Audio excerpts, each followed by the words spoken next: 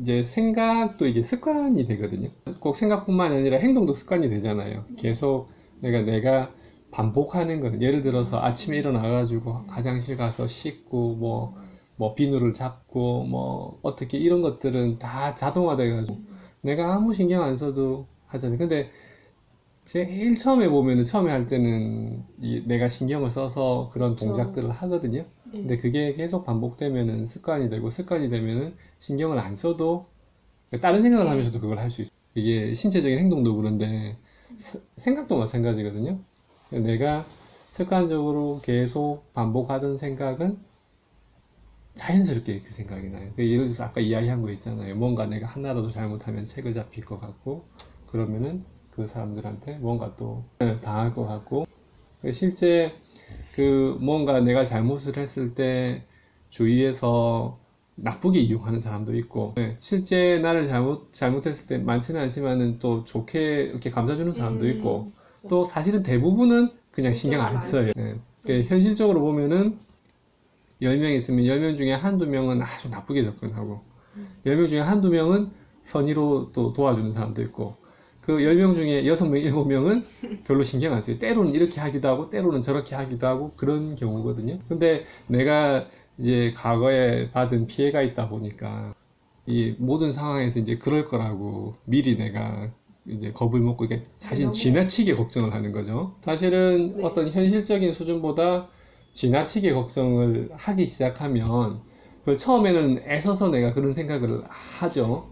처음에는 내가 이러면 책을 잡히니까 행동을 조심해야 돼. 하나라도 실수를 해서는 안 돼.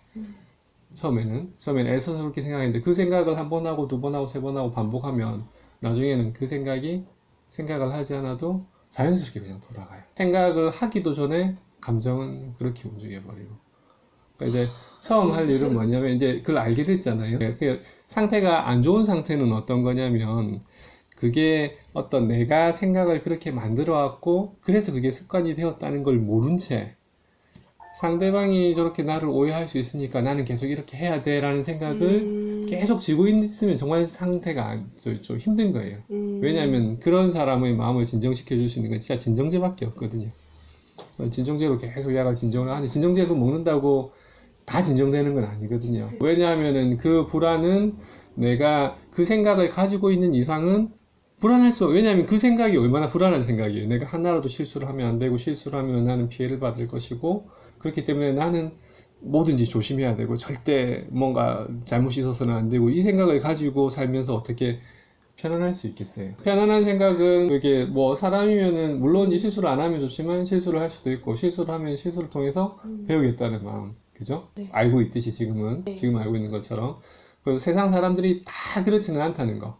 사실은 대부분의 사람들은 별 관심 없어요.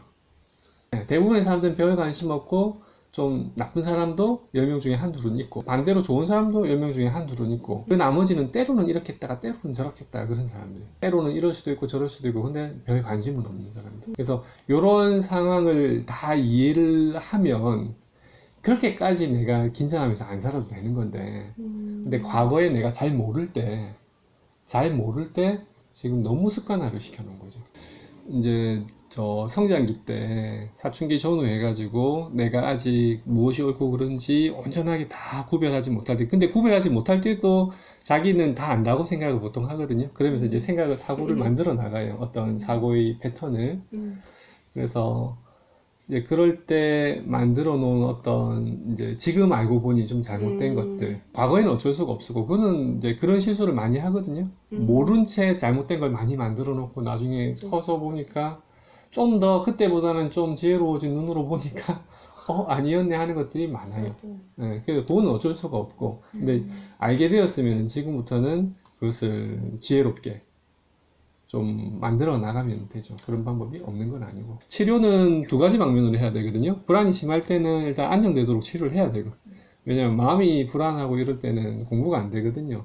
이 얘기 들어도 그건 안 됩니다. 그래서 일단 안정되는 치료도 필요하고, 근데 내 마음의 경향성은 뭔가 치우친 쪽으로 계속 일어나는데, 그걸 살펴보지 않고 그냥 안정제만 쓴다면 계속 그렇게 해야 되는 거예요. 네, 그래서 안정되는 치료를 하되 어느 정도 마음이 자기 마음을 좀 돌아볼 수 있고 살펴볼 수 있을 정도가 되면 심리적인 성찰도 해야 되는 거예요. 사실 근본적인 치료는 심리적인 성찰이고 양약이든 한약이든 좀 마음을 조금 좀 지나치게 불안해서 나를 돌아보지 못할 정도의 마음이라면 그걸 좀 진정하는 쪽으로 양약이든 한약이든 도움을 받을 필요가 있고 근데 저는 한의사다 보니까 이왕이면은 부작용이나 내성이나 의존성 없는 약을 써서 이렇게 관리하면 또 좋지 않겠나 이렇게 보통 말씀을 드리고